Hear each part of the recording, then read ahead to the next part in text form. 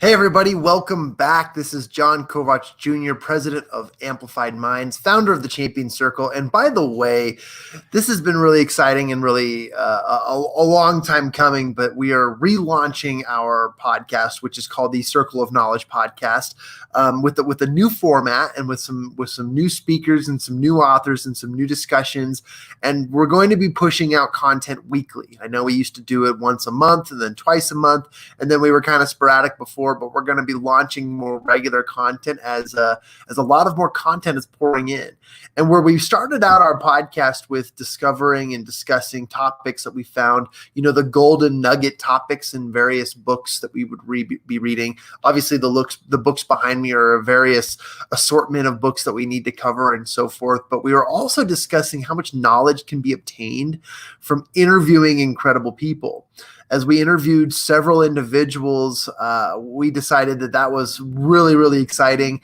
And we got to get into the deeper, let's call it the weeds of chatting more about the concepts that we were learning within the books. And then we would have mastermind discussions and we'd talk about the same topics over and over and over again, just to see how much deeper we could get. And I'm really excited to do that. So this has been really, really fun. So consider this a podcast hour over the Circle of Knowledge podcast as we dive in. And today's going to be really, really fun because I was able to meet an incredible individual. And actually, I had the honor of introducing this individual on stage at the Habitude Warrior Conference in Houston. This is literally weeks before the world went into quarantine and world went into shutdown. But it was an extremely awesome opportunity for me to learn from this gentleman, to watch him pour out his passion and his expertise, and also his understanding of the world and in business. A few topics I put here in the comment section is that, Rick Denley, who I'm going to be introducing here and bringing onto the screen, is an undefeated boxer. He's worked in several decades worth of multinational organizations and businesses, very, very skilled in that regard. And he just launched his book called Reinventing Himself, which is what we're going to be talking about today. And so before I bring him on, I decided that I wanted to go through I made the cut, I made the reel. So I'm going to play for you guys Rick Denley's a promo video. Let's just go ahead and watch this. Give me just a second here to pull it up on the screen.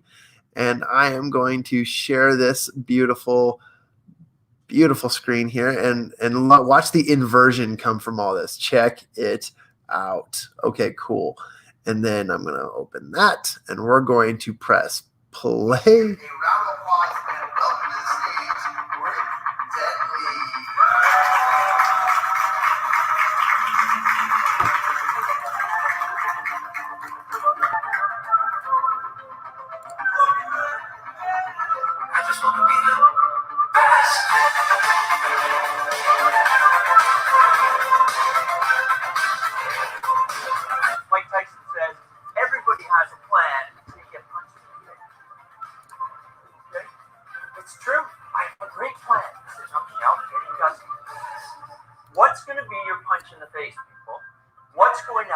That's going to change so dramatically that your plan's in the garbage. I count 7 out of 60. Okay? So be aware of that. They're not in this room right now. So we need to be addressing this issue going forward. So what do we know about millennials? And we'll poke some fun at you. Okay. Millennial generation, blame me, I raised 2 of them. And even networking. Case in point, 7 out of 61 people in this room are millennials because they don't network like we did in our generation. It's different now, and we have to adapt to it if we're going to survive. So what do we do for these millennials? Make it easy for them to source all of our products and services. Show our social values, and if you don't have them with your company, you need to develop them. That's crucial to them even coming to work. Science fiction.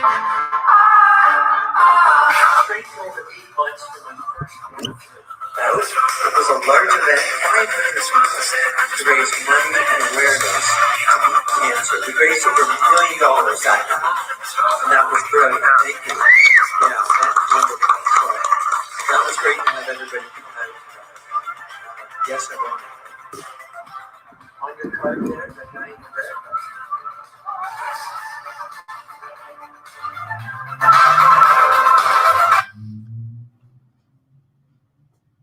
playing around with this a little bit. It was kind of fun. So with that, I was having some fun here in the background. Didn't realize that I was screening, and a lot of people like to call me as soon as I go live. It's fascinating. I want to know the science behind it. Hey, but everyone else, join me in welcoming my good friend, an awesome individual, Rick Denley. What's up, man? How are you? There he is, John Kovacs Jr. I'm doing fantastic, thank you. How are you? Oh, I'm doing so well, and I'm glad that we could do this, and I'm glad that we could connect over this. It's been a while. I wanted to do this the week of your launch, but this just seemed to kind of be the time frame that worked out, and I'm super excited to chat with you. And I have a few surprises for you later. But tell us a little bit about yourself, especially with where you're at right now. You're based in Toronto, is that correct? I am, yeah. Born and raised here in Toronto. Very well traveled through the business. Thank you very much for that very kind introduction.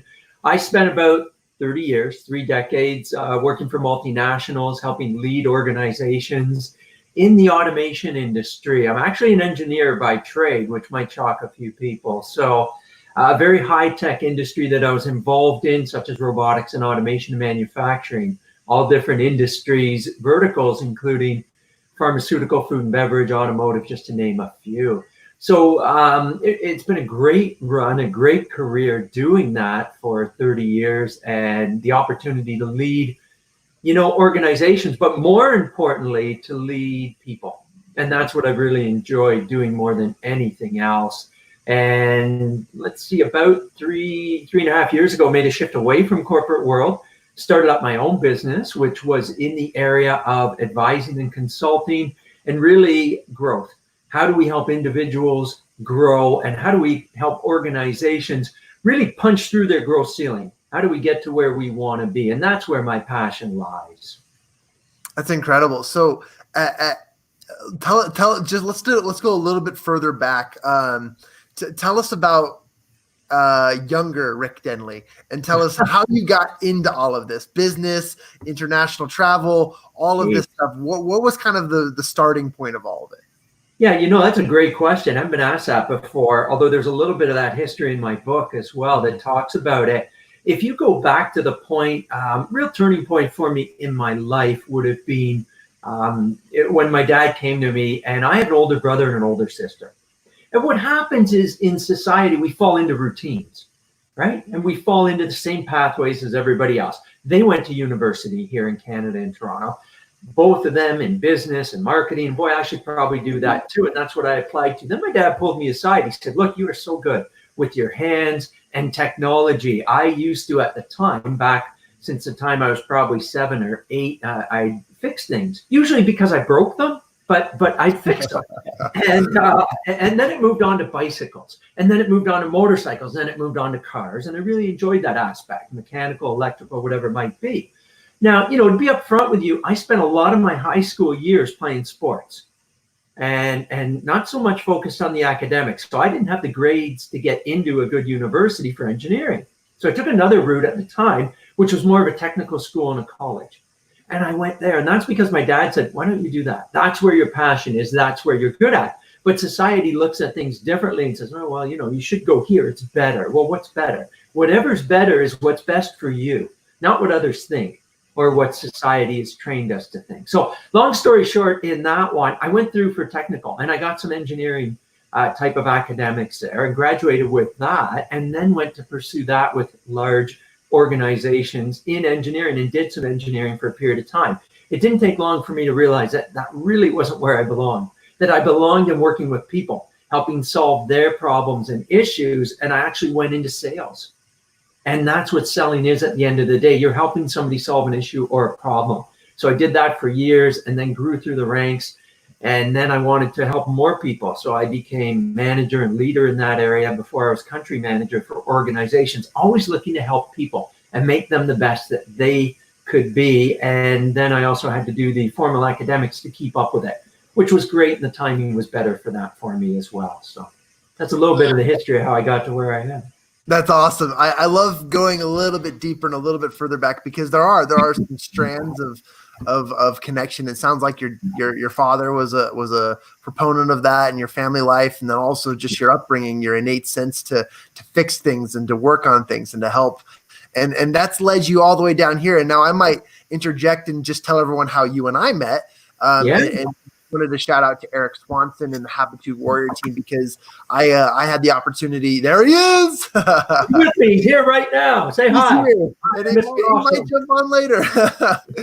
Oh man, we were in Houston, Texas at the Habitude Warrior conference, the beginning of the Habitude Warrior Legends Legends tour, and Rick Denley was one of the speakers, and I had the opportunity and the honor of introducing him and then interviewing him after interviewing you after your speech. But one of the things that touched me the most, and I'm grateful for Erik and making this connection and allowing us to have this moment. But one of the things you had talked to me beforehand was, you said there's a lady in the audience, and you had identified this woman, you had chatted with her and so forth. You said there's a lady in the audience who I want to talk about and bring her story into connection because of your connection to cancer.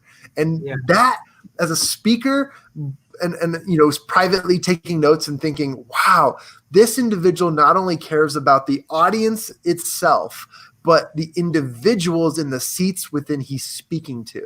And I thought this blew me away, and it was so touching. I didn't know if you wanted to add to that or not, but I wanted to just kind of lead in with one of my first impressions with Rick Denley was his conversation with me saying, hey, when you get a chance, will you hand the microphone to this lady I'm going to pick out who has an experience with cancer? And that was a touching moment back there in Houston. Yeah, thanks for sharing that, John. It's true. You get to know on a 2 or 3 day type of summit like we were on, there's some really there's usually a close-knit group of people that's in the audience that stays around for everything. We had a book signing one night, which was great. We signed these amazing magazines that were put together by Brian, right, who's on this. I see him here. Hi, Brian. And these are fabulous. And some people stayed around and they wanted signatures on them, which was great. But it gives you an opportunity to understand the people that you're going to be speaking to. And I hadn't taken the stage yet, which was a good opportunity. So I spoke with this woman named Kim, and she had told me that she had gone through and survived cancer and what it took for her to do that. And I really enjoyed her story. And you get up on stage and you have your story to tell. But at the end of the day, it's about the people that came to see and hear about everybody. And I had you hand the mic over to her, which was brilliant. And she told her story and what it took for her to get through cancer and where she's at now. And it's those type of stories that led me to, create this book here on reinventing yourself, because we all have to reinvent ourselves over time because of change that comes our way. And she was a great speaker, and I really appreciated her talking about her journey, which was great. And, that took a lot out of her, but it was really about, as I mentioned, the people. And that's why we're there to help out. And it's not just me. Other people have tremendous stories too. It's getting them out there so that other people can grow and know that there's ways to get through these challenges. See, John, there's only really 2 types of change, right? There's a type of change that we decide, like I did 3 years ago, and said, you know what, I'm leaving the corporate world. I think I can help more people out on my own, and that's where my passion lies. So I chased my passion, and it's allowed me to meet a tremendous amount of people. And so that was a change that I made. The second change I made was to move away from other activities and become a little bit more of a philanthropist and support cancer research. And that's where this fighting came in. You introduced me as an undefeated fighter, which was great. Thank you. It's a hobby, but I did it to raise money and awareness at an event.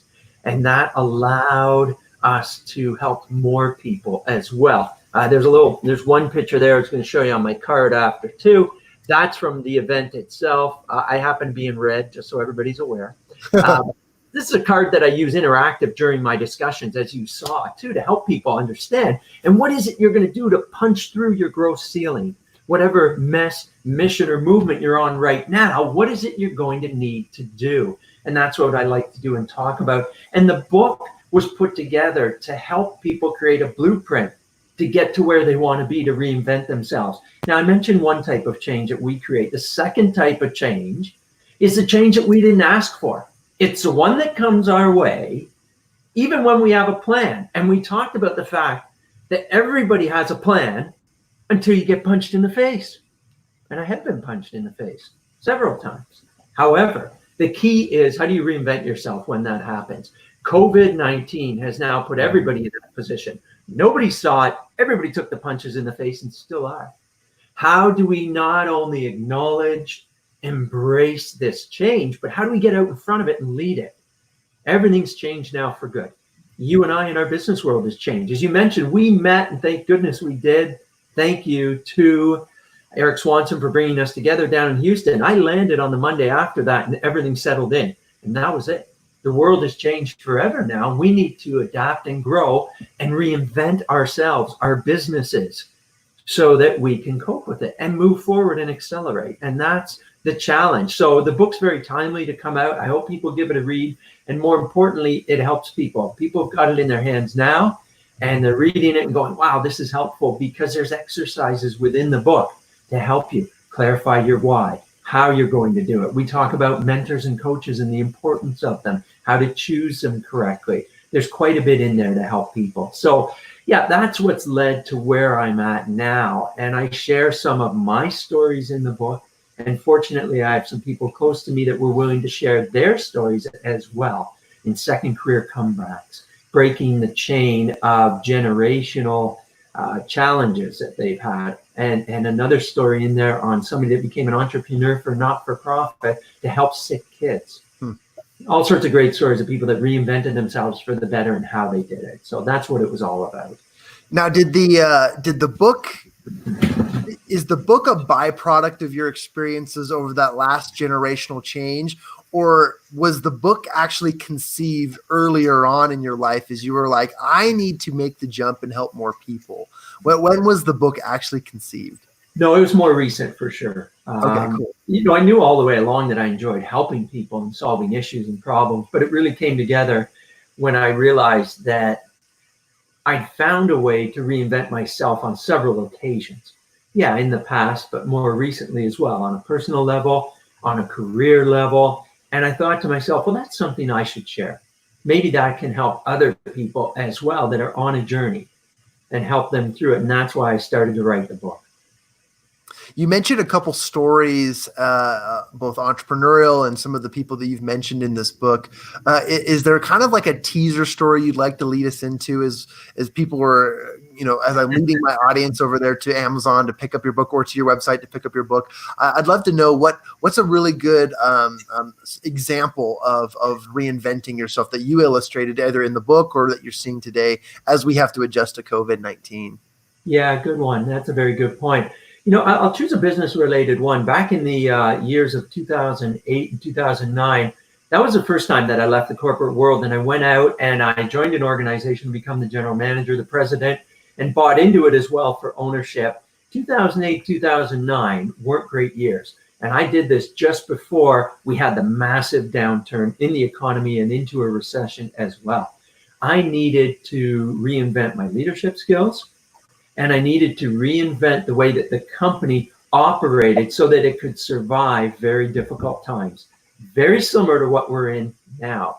And what I learned during that time was some of the characteristics that are necessary, some of the stepping stones that you need in yourself to build up so that you have the capabilities to lead others, including yourself, through tremendous change. And that is reinventing yourself. So that was one experience that the readers can read about in the book from a business standpoint. I love that. And I think I love how concise the information you provide, because it just makes us want to go and read more. We've still got quite a few minutes here left, but where would you advise people to go to grab your book? Where would they be able to find more about you? Sure. I believe it's rickdenley.com, but are there any other places? Yeah. No, that's your one main place to find information is on my website where they can purchase a book. You can also purchase it on Amazon. It did become an Amazon #1 bestseller. So thank you to everybody that bought it within a certain time frame to make it that. I appreciate it. So Amazon or my website, you can pick up the book. Further information, or if you'd like to follow me, is on social media. You can look up on LinkedIn, where I'm strong there, but also on Instagram, Denley Rick, you'll find me. And you can follow along with my daily postings of information.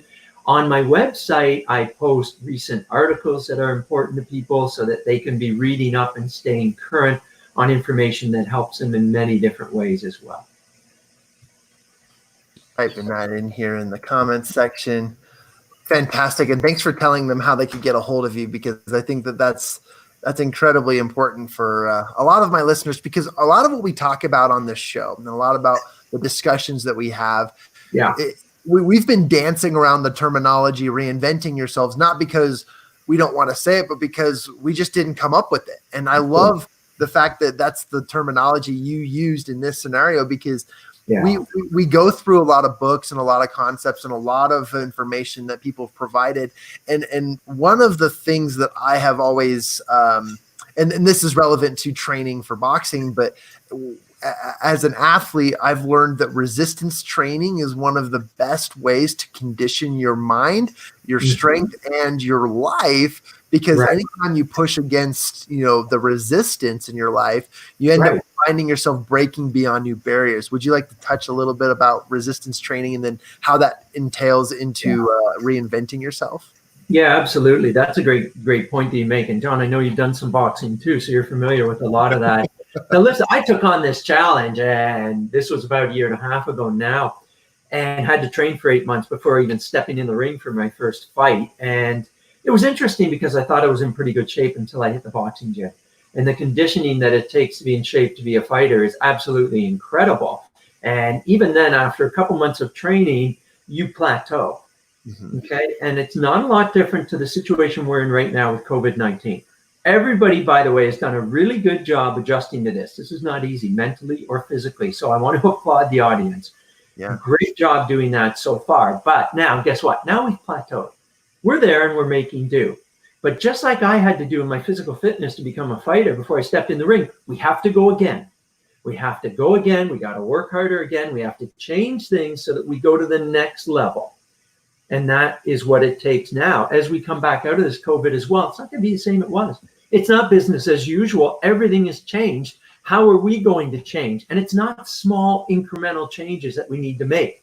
These are big changes. And that's why I called it reinventing yourself. It's a reinvention. It's not just, I'm going to tweak a little bit here, change a little bit there. No, that won't work. Especially when you go after a huge goal. You have to reinvent the way that you think and the way that you act. Now, the thinking part you mentioned, the mental portion is huge in this. We actually can, and research has shown this, and you'll read about it in the book briefly. I don't get too technical, but we can rewire the brain. The brain is so wired upon habit. We can change habits. Now, each time we change a habit, no matter how small, the brain gets better at understanding, adapting, and embracing to change. So in there, I have a lot of exercises for people throughout the book too, and I don't mean physical ones per se. Here's one. See this? Take your watch.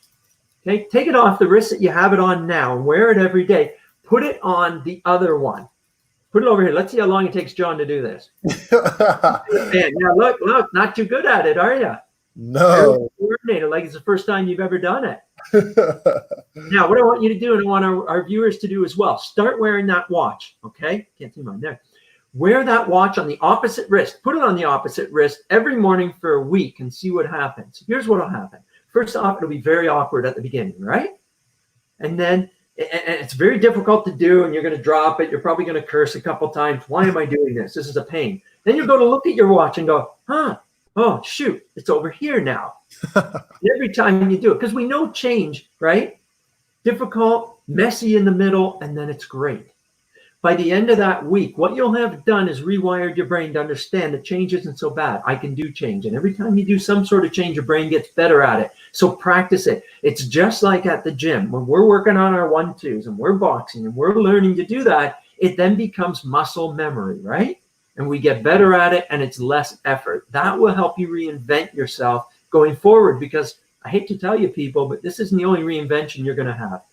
It might not be COVID next time. It might be something else, but change comes our way. The better we are at reinventing ourselves quickly and adapting to it, the happier we will be in our lives. I love that example, by the way. And the Wall Street Journal put out an article yesterday interviewing 10 entrepreneurial individuals and asking them what they loved and hated about being entrepreneurs. And one of the biggest things that was on the what they loved side of being successful entrepreneurs was the fact that there was constant change in their environment.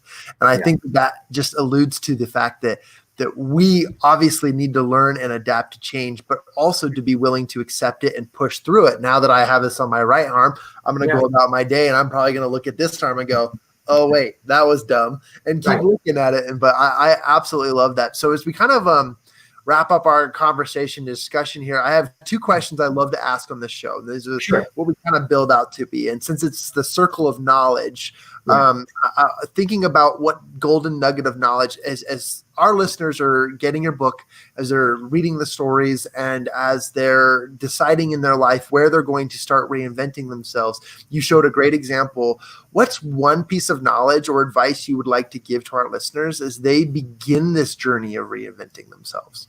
Okay, good point. I'm glad that you brought it up.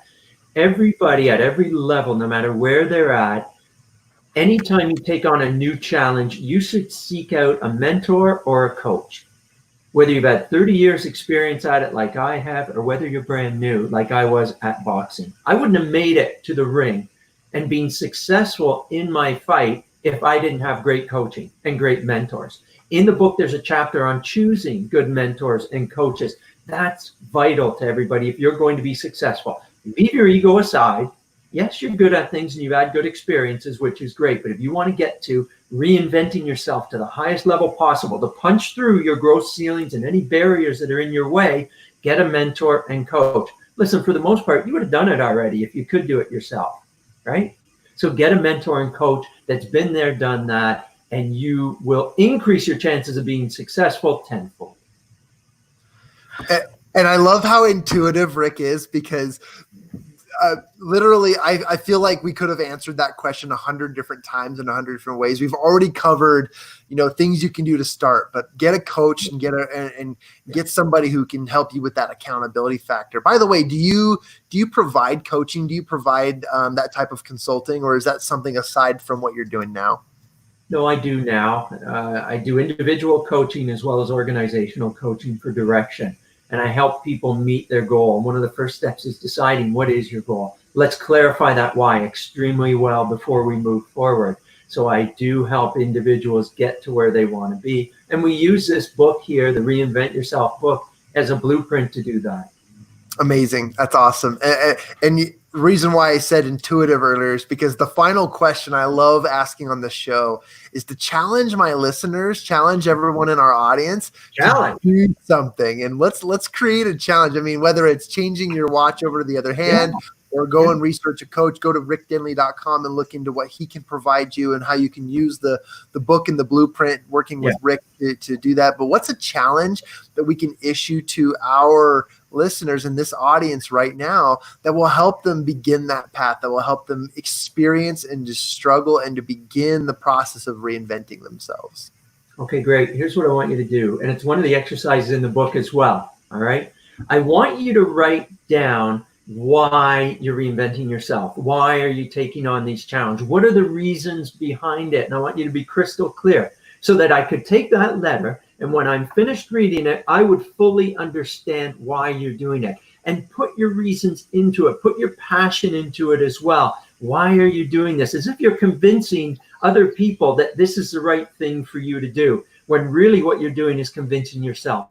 Once you've convinced yourself, convincing others and getting them on board and communicating that on a regular basis will become much easier. And that's important to do going forward. Why are you taking this massive change? Why are you doing what you're doing to reinvent yourself?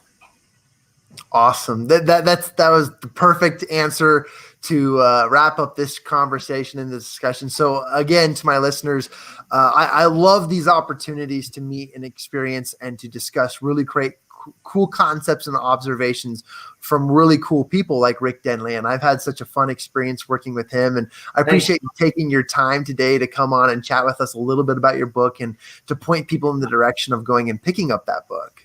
Yeah, thank you. Thank you for having me on your show with your viewers as well. It was so great to meet you over a month ago now, and looking forward to getting back out there and meeting with the people and working with them as well, and yourself. Thanks, John.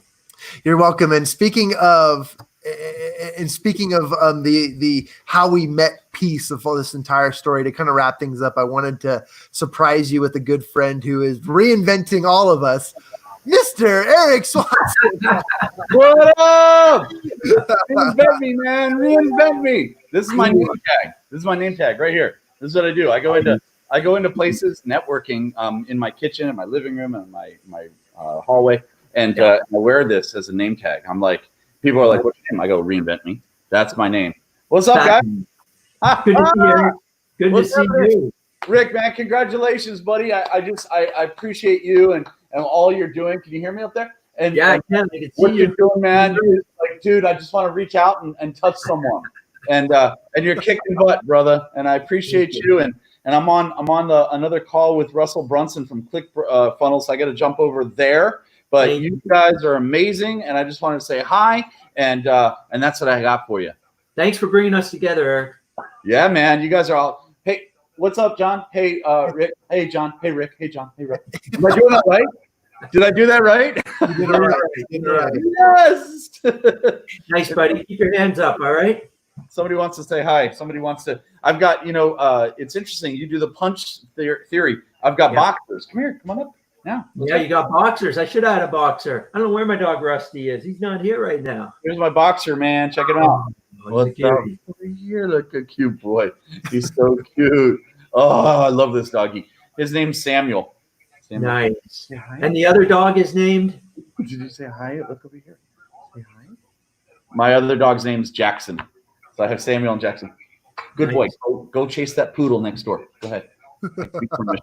Yeah, the French one. Always good to see you, Erik. Thanks for the French one. The other one's Mexican. That's a Chihuahua. Go get the French one. She's the other one. Sorry. So it's nothing about nothing wrong with Mexicans. I'm just saying. He wants to learn French. She doesn't want to learn Spanish. He's like, look, enough tacos. I want croissants. That's what's going on here. So guys, you're amazing. I just wanted to say congratulations on all your success. You're reinventing the world, man. Ooh, reinventing the world. Wow. Next book title. That's a task. Thanks, Erik. You introduced us and you introduced me to a lot of great people as well. Thank you. Awesome, man. Thanks. I just want to stop by. Thanks, guys. Thanks, John. Nice to meet you. You seem like a nice guy. And Rick, you're the best. Talk to you guys later. Rock and roll. Woo! Thanks, Erik. Well, that was a great surprise. Yeah, Erik's a wonderful person. He puts on a great summit and things as well, and introduced me to so many tremendous people, including yourself, John. So I'm very grateful for that, and I know that we'll continue that virtually for a while, and then we'll get back in person eventually.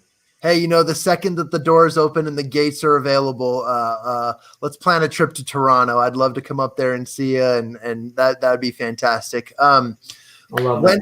I ordered right before this call. I ordered my physical copy. I've got the day you became a bestseller. I got my virtual copy, but I'm ready for the physical copy now. So I can't wait to get that, and I'll take a picture and show you when it arrives. But can't wait to read the physical pages of the stuff you created.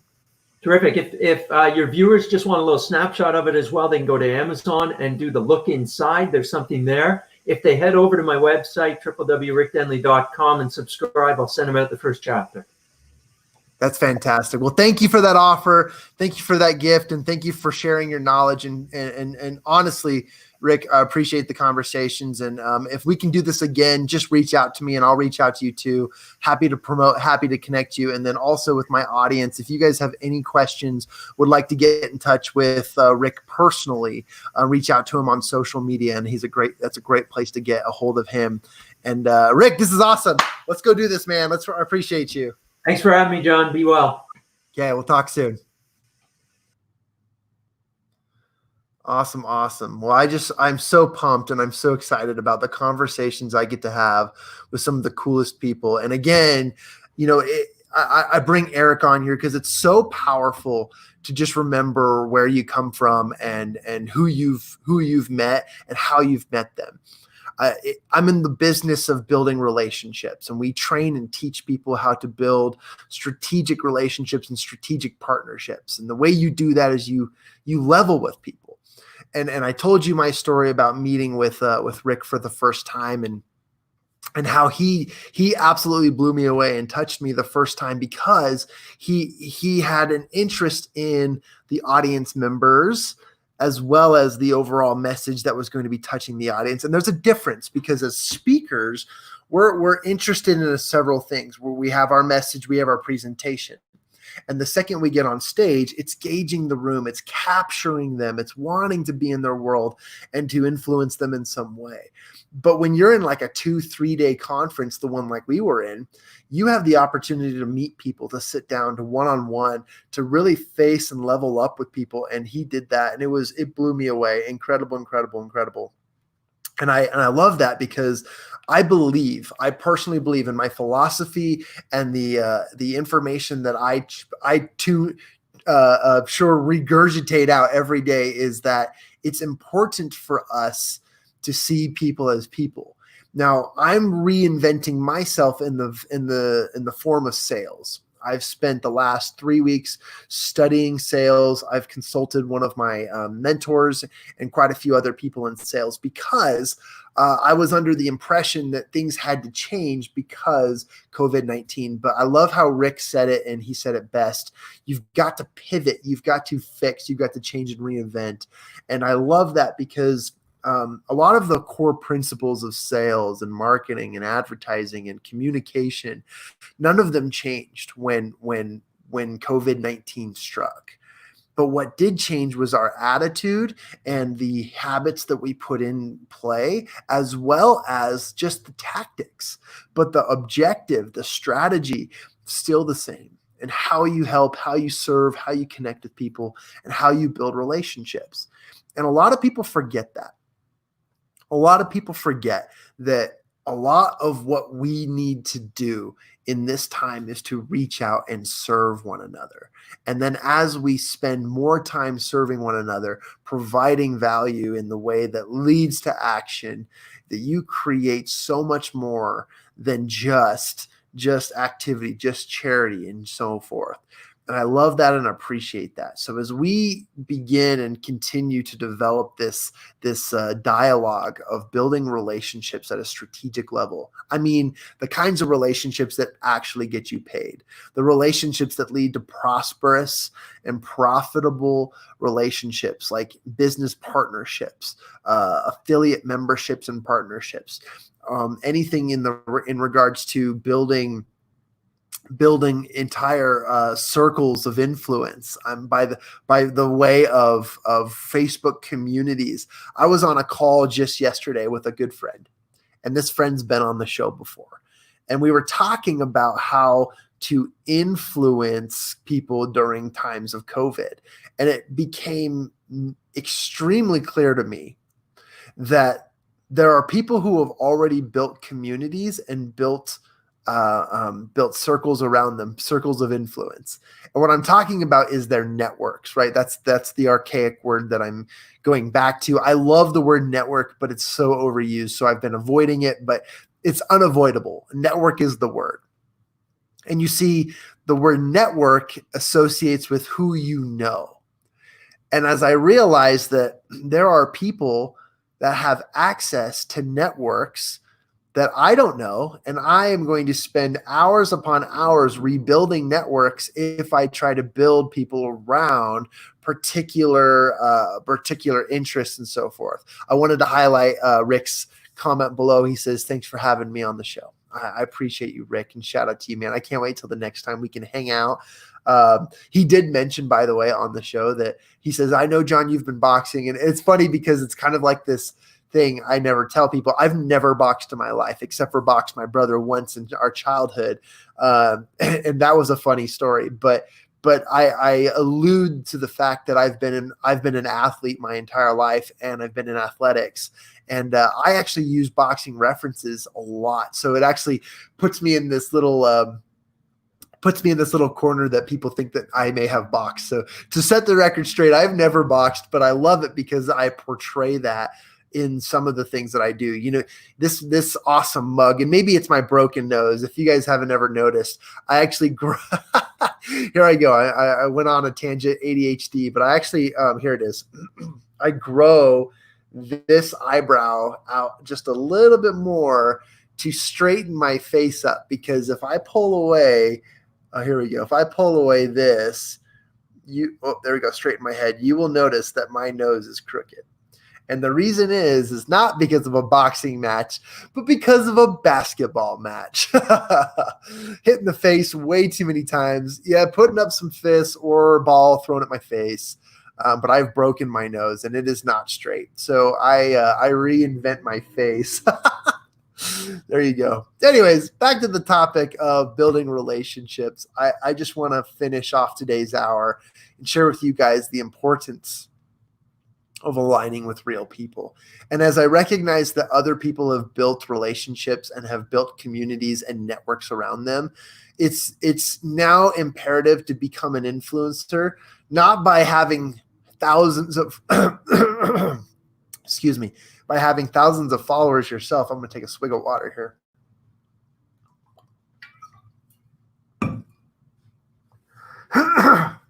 And because of that broken nose, I have open sinus and stuff. So I have a residual drip. But as you build these, as you go to other circles, you recognize that the definition of influencer is no longer thousands of followers and you can push products and sell them. The definition of influence and influencers is how you can infiltrate, build respect and relationships with other circles, and build in those communities. Now, I love that because the opportunity that we have using Facebook, using LinkedIn, using other opportunities and other resources and platforms is amazing. There's some pretty cool stuff that you can achieve just by building relationships. And that's what I wanted to end today's discussions with today. I thank you for joining us on the Circle of Knowledge podcast, this live hour with myself, John Kovac Jr. This is an Amplified Minds production. I'm founder of the Champion Circle, and we had a great conversation with Rick Denley about his book, Reinventing Yourself. So go check it out. I don't get any commissions or anything. It's just an incredible book. It's an awesome deal, and I think you guys should check it out because it could be the thing that helps you make it to the next level, to push yourself, to push the needle in your life. And that I truly respect and love and I appreciate. So again, thanks Erik Swanson for jumping on the show today. He connected us through his conference, the Habitude Warrior Conference, which is a awesome place for everyone to build relationships with really important people, focusing on habits and attitudes, and where you can start to reinvent yourself as well. Thank you for joining me on the show today. This has been awesome. I look forward to the next one. By the way, you can find us on any podcast channel, including iTunes, Apple Podcasts, or Google Play, Spotify, and a various assortment of other ones that I don't even touch. But we build our podcast straight from anchor.fm or the Anchor app, ANCHOR.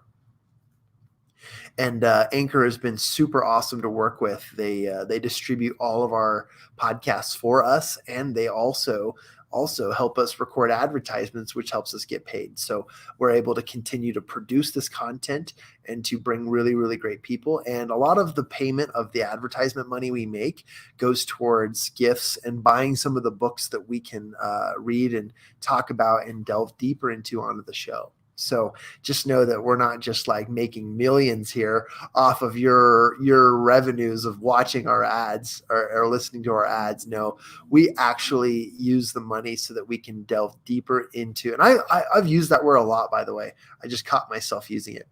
Delve. I need to find a better or more interesting word. I've been using it a lot. I've noticed the last 3 days I've said it on the air. So I'm just calling myself out here and saying that word I used a lot, but we've been going deeper into the discussions of each of these books, to chatting with these authors, these speakers, these motivators, and these mentors. So this has been awesome. If you have any questions for me, please send me a direct message or tag me in the comments section. I am pleased and honored to answer any of your questions. By the way, if you have interest, if you are a writer, an author, a speaker, a mentor, and you would like to be featured on the Circle of Knowledge, or you'd like to be featured on one of my live hours, you can click on the link. I'll post it in the comments section here, but in the comments section, you will see a Calendly link that says sign up to become an interviewee of the Circle of Knowledge. And it takes you through a series of questions and it'll book your time. And if that's of interest to you, we can get together and collaborate. So I'll be posting that. It's going to be amcircleofknowledge.com / 60 minutes. Cool. Anywho, that's going to be in the comment section or in the place where you will see in the top of the post. So if you have any questions, please just let me know and we will get back to you as soon as possible. Okay. Looking forward to it all. Appreciate you all. And thanks for joining us today.